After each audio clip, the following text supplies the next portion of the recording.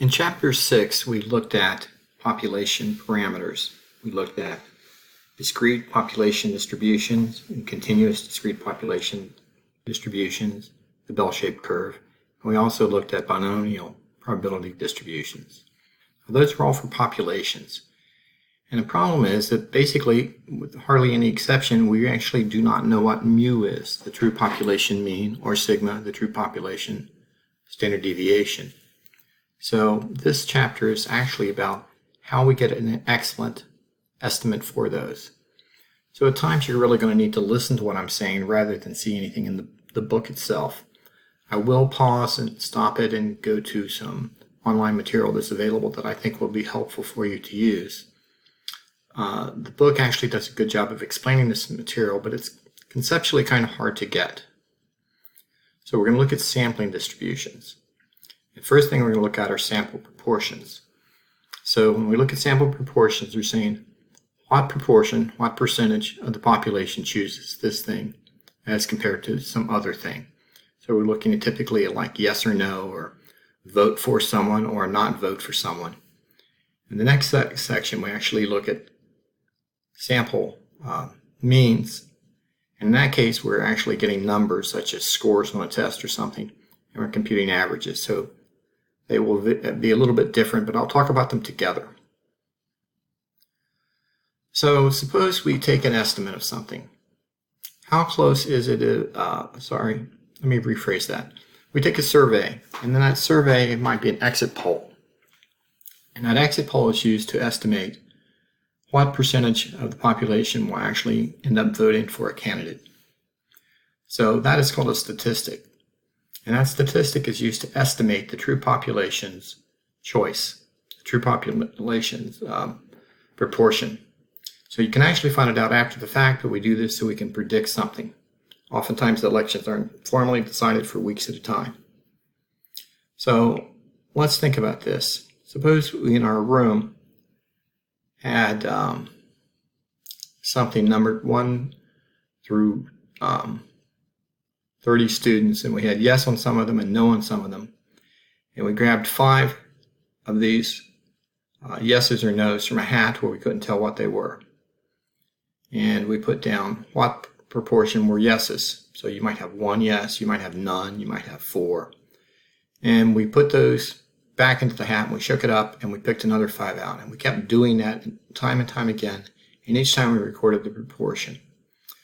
That number that we're putting down actually is the random variable, and we use it to make a distribution. It's kind of like a distribution of the distribution. And that's the confusing part. So we're going to use this idea, and we're going to see what we can do with it.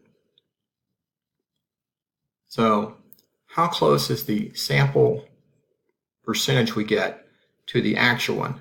This is where we get into like, is there a way of actually being able to estimate the true value, the parameter, by using the statistic? And how does the sample size influence that? So we take a closer look at these. And they have the votes of 1 or 0, so it's either for or against the candidate. And they give the proportions for it. And then they give the real one, the real proportion after all the votes are in.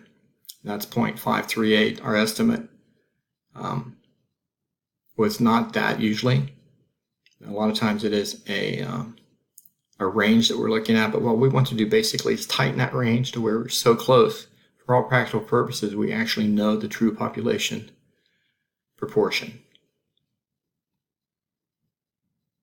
So on the left, they have the population proportion. On the right, we have the sample proportion. And they're fairly close. And you notice they've shown them slightly differently.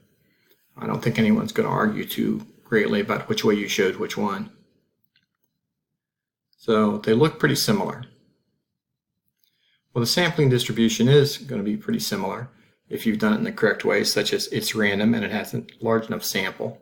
And by random, we mean it's representative of the population itself. So let's page through this a little bit. And here we have the random sample. The sampling distribution itself has a mean, which is equal to the proportion, and a standard deviation, which is equal to the square root of the product of the proportion times 1 minus the proportion divided by n.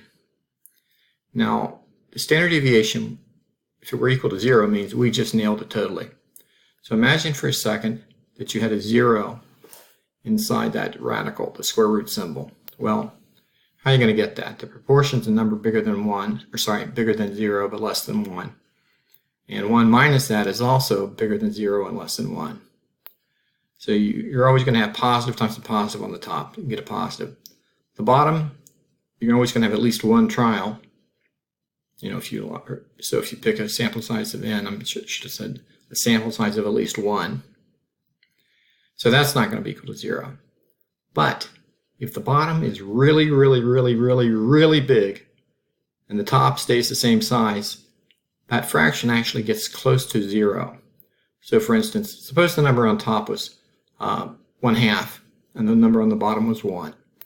That would reduce to 1/2 over 1 is 1/2.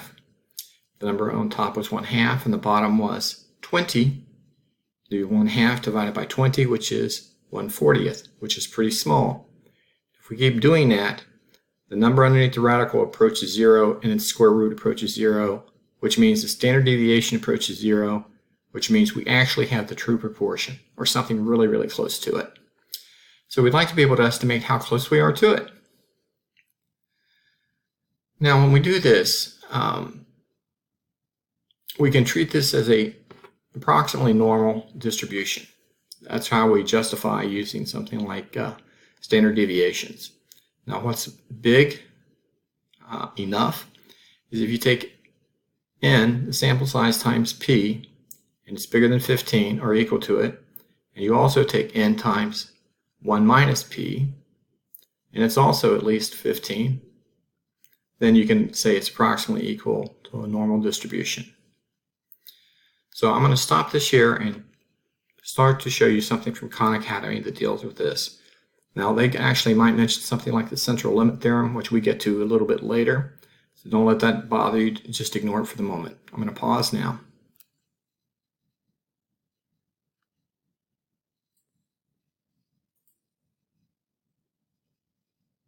Over here it has yellow and green